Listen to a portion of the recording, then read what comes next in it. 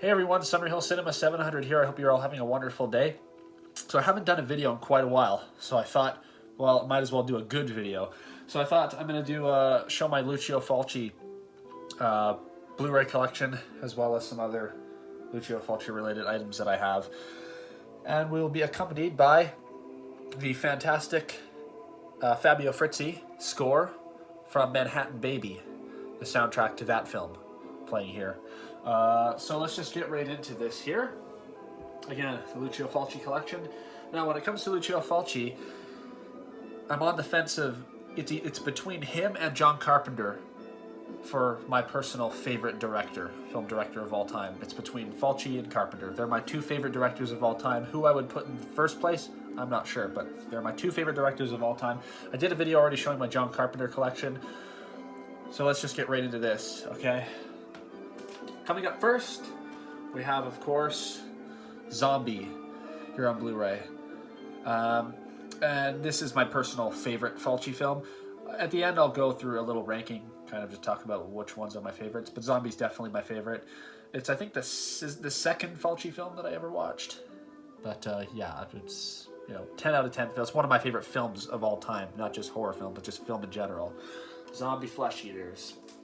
And, of course, I also have the Blue Underground 4K restoration version that they did with, which also came with the CD soundtrack. They had 3 different slip covers that you could choose from when they came out back, I think in 2018 it was. They had this one, then they had the lady getting her eyeball stabbed with a piece of wood, and then also the finale scene on the Brooklyn Bridge as well. They're all lenticular slip covers, but I just went with the classic Worm Eyes Zombie.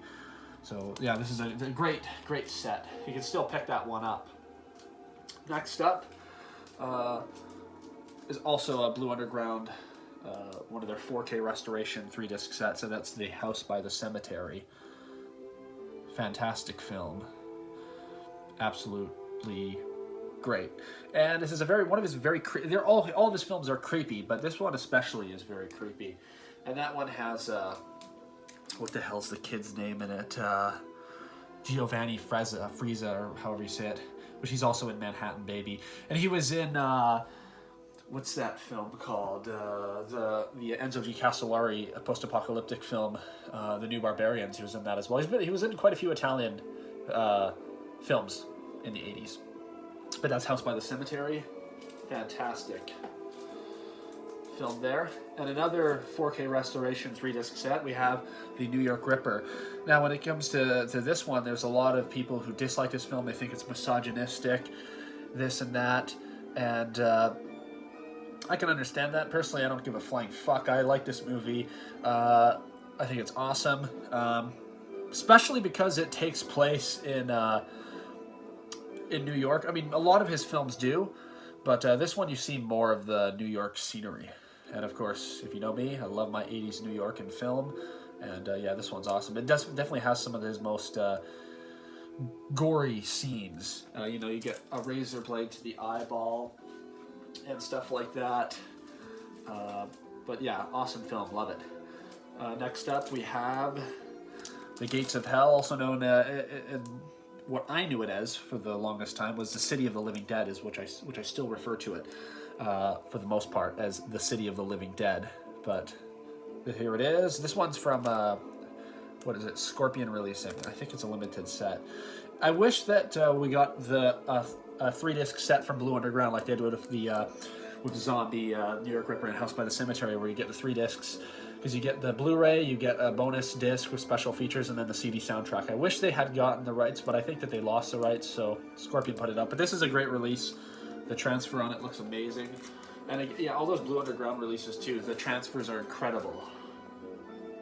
Next up, we have one that I watched, but at the time I watched it, I was so tired because I had worked a long shift. I started at work at like 6 a.m., so it was like midnight that same day. I went over to my friend's house, brought the Black Cat, and I fell asleep during it. Not that it was boring, but I have to rewatch this one, so I can't say too much about it. But from what I remember, it's a very kind of gothic atmosphere, very atmospheric film, but I gotta watch that one again.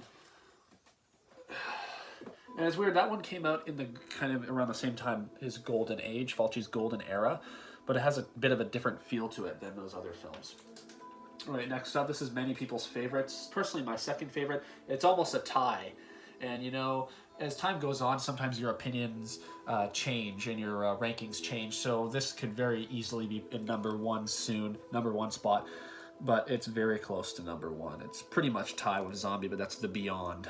And this is the Grindhouse releasing version here. This one also comes with the CD soundtrack, which is very nice. And then the film that we have the soundtrack playing of right now, I rewatched this one again today, and this is the first Fulci film I ever watched, so I have a special place for it in my heart. A lot of people don't like this film. I personally love it. I think it's great. I think it's very atmospheric. Part of it was filmed in Egypt, and it has this whole Egyptian mythology behind it.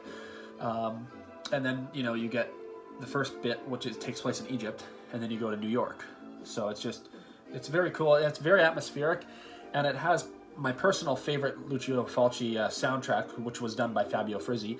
But out of all his films, the Manhattan Baby soundtrack is my favorite. I think they reused some of the music from the Beyond in this, but the original score, which you hear playing in the background for this film, is my favorite score of all the Fulci films. I absolutely love it.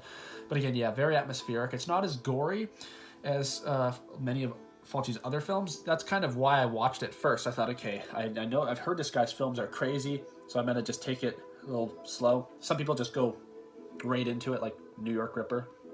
I started off with Manhattan Baby, and that did it for me. I became a Fulci fan right after I watched this. I did a review of this one too, back in 2017, I think it was, and then I got the Blu-ray shortly after. There's a limited edition, but you can still get it.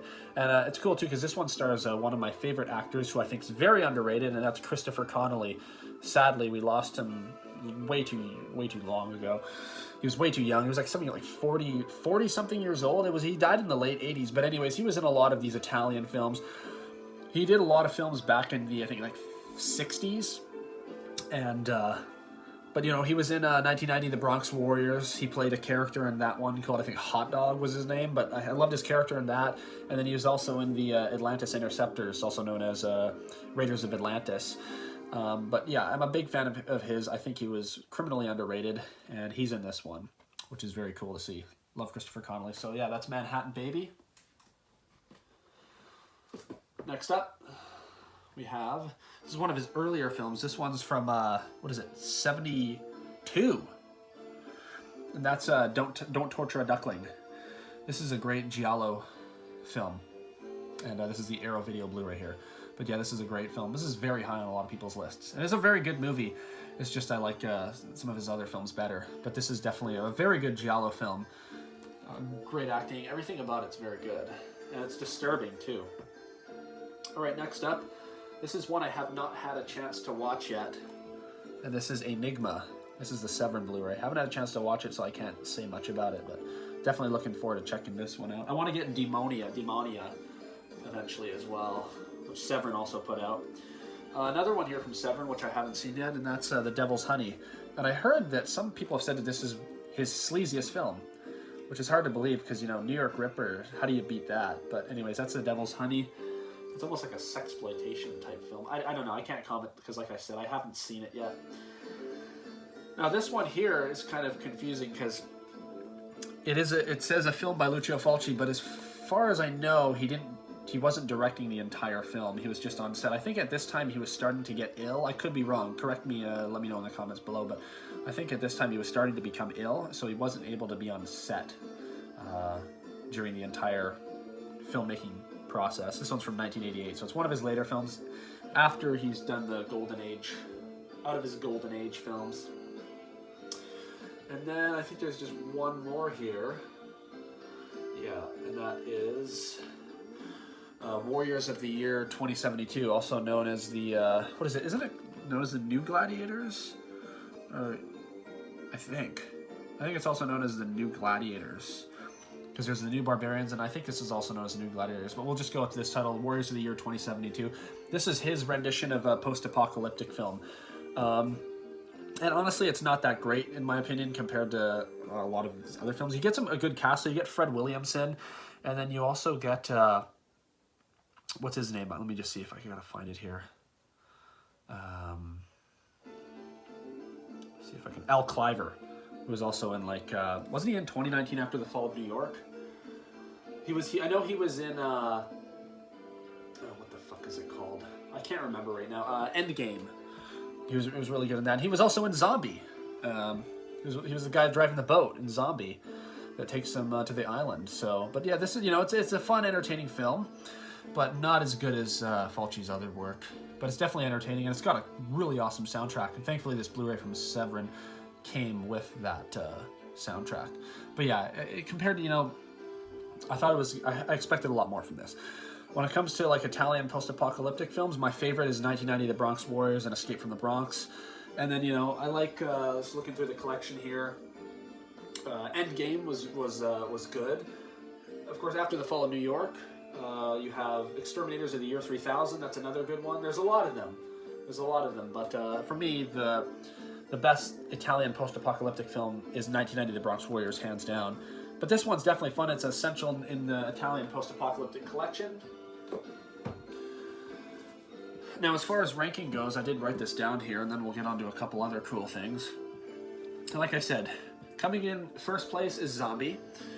Coming in second place, I picked The Beyond, but like I said, it's pretty much a tie. Number 3, I picked House by the Cemetery. Some people will be surprised by that. They think that, other films should be higher up.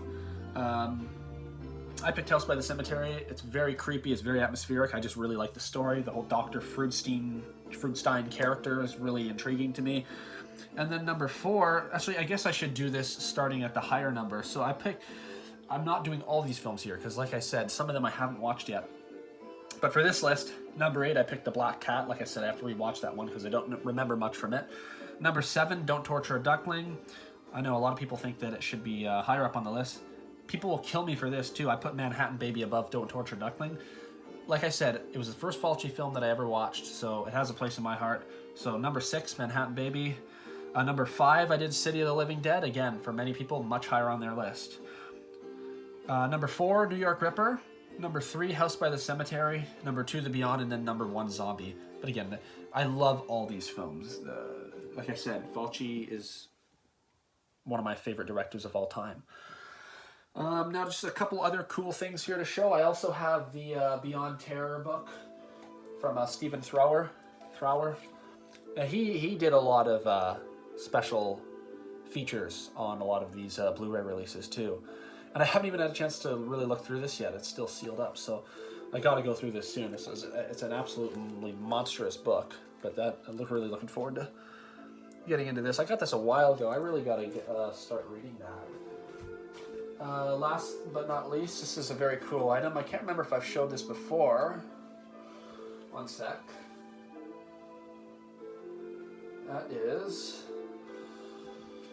It's an autograph photo.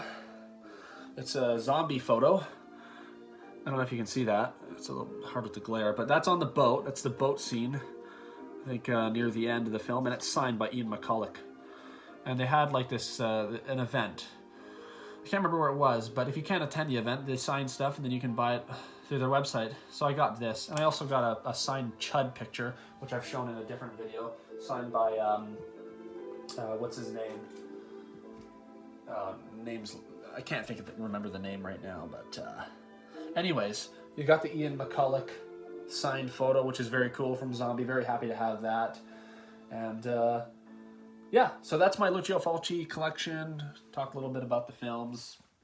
And if you haven't watched any Fulci films, you definitely, if you're a horror fan, you got to get on board with this. And I would recommend a Manhattan Baby would be a good place to start.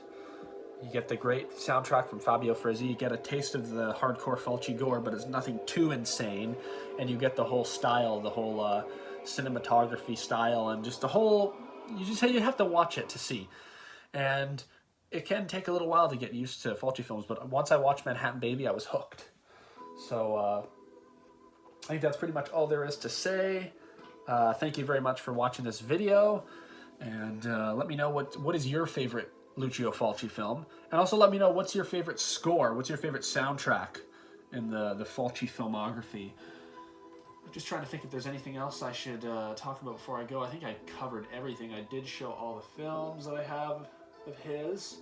Some others that I'd like to get would be, like I said, Demonia, Conquest I'd like to check out, which is his sword and sorcery film, Cat in the Brain, and what's his Western film? Is that For the Apocalypse? Is that his Western, one of his Westerns? He did a few, I think, but there's still some films of his I'd like to check out. Lizard in a Woman's Skin, another one of his Giallo films, but yeah, I'm a diehard Fulci fan. It's sad that we lost him so long ago. It would have been amazing to meet the guy, but he left behind an amazing legacy of these fantastic films. And it's funny too, I remember reading something like, in his later career, he was kind of blown away because he kind of thought that, you know, he had become like this like unknown guy that no one really cared about his films anymore. And then he saw, wow, I have this big fan base, this big cult following, which was nice that he got to see that before he passed away.